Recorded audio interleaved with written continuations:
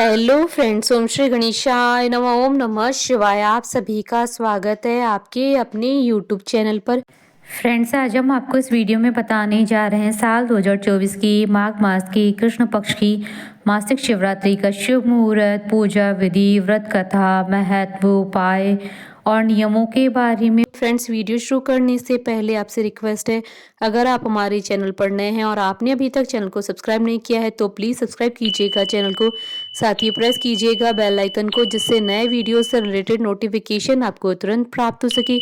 और वीडियो पसंद आने पर वीडियो को लाइक और शेयर जरूर कीजिएगा, ताकि सभी भक्तों को इस वीडियो का लाभ प्राप्त हो सके। और कमेंट बॉक्स में ओम नमः शिवाय जरूर लिखिएगा। हिंदू पंचांग के अनुसार हर माह की कृष्ण पक्ष की चतुर्दशी तिथि को मासिक शिवरात्रि का व्रत रखा जाता है। साल 2024 में माघ मास की कृष्ण पक्ष की चतुर्दशी तिथि 8 फरवरी 2024 गुरुवार के दिन है।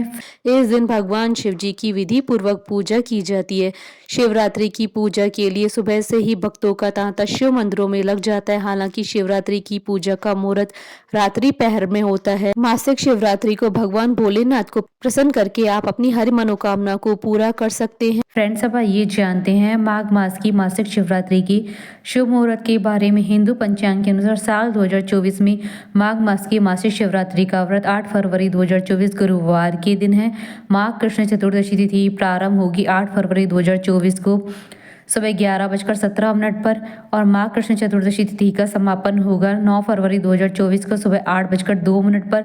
निशिता काल पूजन का समय रहेगा रात्रि 12:15 से रात्रि 1:07 तक। कुल अवधि 52 मिनट है। फ्रेंड्स, अब आइए जानते हैं मासिक शिवरात्रि की पूजन विधि के बारे में। इस दिन सुबह उठकर स्नान करने के बाद भगवान शिव जी की पूजा और व्रत का संकल्प ले भोलेनाथ के आगे दीपक जलाएं। घर में या मंदिर में जाकर शिवलिंग पर दूध, गंगा जल, बेलपत्र, धतूरा आदि अर्पित करें। इसके बाद शिव मंत्रों का 108 बार जाप करें। फिर शिव चालीसा का पाठ करें। अंत में मासिक शिवरात्रि की व्रत कथा पढ़े अथवा सुने और भगवान शिव जी की आरती करें। फ्रेंड्स, अब आइए जानते हैं मासिक शिवरात्रि के दिन किए जाने वाले उपायों के बारे में। मासिक शिवरात्रि के दिन विशेष उपायों को करने से आपकी सभी परेशानियां दूर हो जाती हैं। शिवरात्रि के दिन भगवान शिव और माता पार्वती की विधि विधान से पूजा अर्चना करें। इसके बाद रुद्राक्ष की माला लेकर 108 बार ओम गौरी शंकर नमः मंत्र का जाप करें। इसके बाद रुद्राक्ष को गंगा जल से शुद्ध करें और लाल धागे में डालकर तब तक धारण करें जब तक विवाह का शुभ समाचार न मिल जाए। मासिक शिवरात्रि के दिन घर में भगवान शिव और माता पार्वती की तस्वीर लाएं और पूजा अर्चना करें। अगर कोई व्यक्ति लंबे समय से बीमार चल रहा है तो 108 बार महामृत्युंजय मंत्रों का जाप करना चाहिए। इस उपाय को मासिक शिवरात्रि के दिन करने से सेहत में सुधार होने लगता है। मासिक शिवरात्रि के दिन भगवान शिव जी को सफ़ेद चीज़ें अर्पित करनी चाहिए। मान्यता है कि इन चीज़ों को अर्पित करने से धन लाभ के अवसर मिलते हैं। अगर आपके विवाह में किसी भी तरह की कोई परेशानी है तो शिवलिंग के सामने बैठकर ओम श्रीम वरप्रदाय श्रीम नमः मंत्रों का जाप करें। इसके साथ ही समय समय पर भगवान शिव जी को 5 नारियल अर्पित करें। इस उपाय को करने से विवाह से जुड़ी परेशानियां दूर हो जाती हैं। मासिक शिवरात्रि के दिन 21 बेलपत्रों पर चंदन से ओम नमः शिवाय लिखकर भगवान भोलेनाथ को अर्पित करें। ऐसा करने से आपकी सभी परेशानियां दूर हो जाएंगी। फ्रेंड्स, अब आइए आरंभ करें मासिक शिवरात्रि की व्रत कथा। पूर्व काल में चित्रभानु नामक एक शिकारी था। जानवरों की हत्या करके वह अपने परिवार को पालता था। वह एक साहूकार का कर्जदार था, लेकिन उसका ऋण समय पर न चुका सका। क्रोधित साहूकार ने शिकारी को शिव मठ में बंदी बना लिया। संयोग से उस दिन भी शिवरात्रि थी। शिकारी ध्यान मग्न होकर शिव संबंधी धार्मिक बातें सुनता रहा। चतुर्दशी को उसने शिवरात्रि व्रत की कथा भी सुनी। शाम होते ही साहूकार ने उसे अपने पास बुलाया और ऋण चुकाने के विषय में बात की। शिकारी अगले दिन सारा ऋण लौटा देने का वचन देकर बंधन से छूट गया। अपनी दिनचर्या की भांति वह जंगल में शिकार के लिए निकला, लेकिन दिन भर बंदी गृह में रहने के कारण भूख प्यास से व्याकुल था। शिकार खोजता हुआ वह बहुत दूर निकल गया था। जब अंधकार हो गया तो उसने विचार किया कि रात जंगल में ही बितानी पड़ेगी। वह वन में एक तालाब के किनारे एक बेल के पेड़ पर चढ़कर रात बीतने का इंतजार करने लगा। बिलपत्र के नीचे शिवलिंग था जो बिलपत्रों से ढका हुआ था। शिकारी को यह पता न चला। पड़ाव बनाते समय उसने जो टहनियां तोड़ी थी वह संयोग से शिवलिंग पर गिरती चली गई। इस प्रकार दिन भर भूखे प्यासे शिकारी का व्रत भी हो गया और शिवलिंग पर बेलपत्र भी चढ़ गए। एक पहर रात्रि बीत जाने पर एक गर्भिणी हिरणी तालाब पर पानी पीने पहुंची। शिकारी ने धनुष तीर चढ़ाकर ज्यों ही प्रत्यंचा खींची। हिरणी बोली, मैं गर्भिणी हूँ, शीघ्र ही प्रसव करूंगी। तुम एक साथ दो जीवों की हत्या करोगे जो ठीक नहीं है। मैं बच्चे को जन्म देकर शीघ्र तुम्हारे समक्ष प्रस्तुत हो जाऊंगी, तब मार लेना। शिकारी ने प्रत्यंचा ढीली कर दी और हिरणी जंगली झाड़ियों में लुप्त हो गई। प्रत्यंचा चढ़ाने तथा ढीली करते वक्त कुछ बिलपत्र अनायास ही टूटकर शिवलिंग पर गिर गए। इस प्रकार उससे अनजाने में ही प्रथम पैर का पूजन भी संपन्न हो गया। कुछ देर बाद जब एक और हिरणी उधर से निकली, शिकारी की प्रसन्नता का ठिकाना न रहा। समीप आने पर उसने धनुष पर बाण चढ़ाया। तब उसे देख हिरणी ने विनम्रता पूर्वक निवेदन किया, हे शिकारी, मैं थोड़ी देर पहले ऋतु से निवृत्त हुई हूँ, कामातुर विहरणी हूँ, अपने प्रिय की खोज में भटक रही हूँ। मैं अपने पति से मिलकर शीघ्र ही तुम्हारे पास आ जाऊंगी। शिकारी ने उसे भी जाने दिया। 2 बार शिकार खोकर उसका माथा ठनका। वह चिंता में पड़ गया। रात्रि का आखिरी पहर भी बीत रहा था।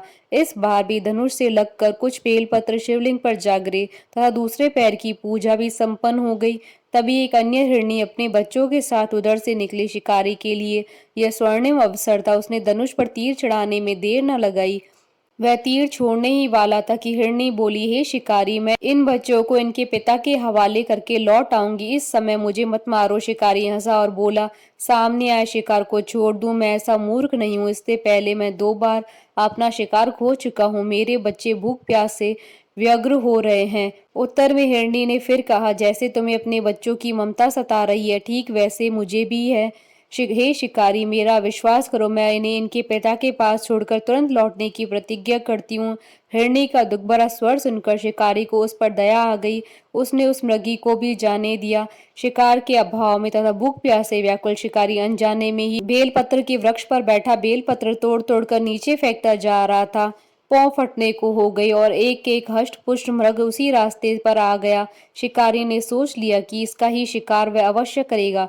शिकारी की 3 प्रत्यंचा देख मृग विनीत स्वर में बोला, हे शिकारी, यदि तुमने मुझसे पूर्व आने वाली 3 मृगियों तथा छोटे छोटे बच्चों को मार डाला है तो मुझे भी मारने में विलंब न करो, ताकि मुझे उनके वियोग में एक क्षण भी दुख न सहना पड़े। मैं उन हिरनियों का पति हूँ। यदि तुमने उन्हें जीवन दान दिया है तो मुझे भी कुछ क्षण का जीवन देने की कृपा करो।